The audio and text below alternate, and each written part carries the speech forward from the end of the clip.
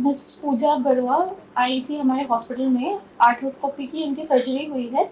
उन्होंने उनका नी में पेन था बहुत, और उनकी एक एक्सीडेंट हुई थी फ्यू इयर्स बैक। उसके बाद वो आई थी with severe pen.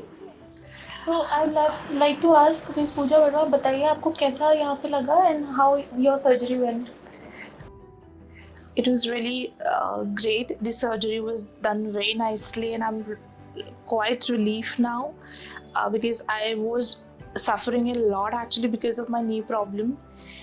And it was diagnosed approximately 2 years back, and I was delaying continuously because of my fear. But when I consulted here at Medicity with Dr. Yash, the whole staff had convinced me and given me a lot of confidence. And finally, I took the decision to proceed ahead with the surgery. It was a meniscal tear surgery, and it was done so efficiently. I didn't feel pain. Whatever was there in my mind, it was all really. It was all good actually.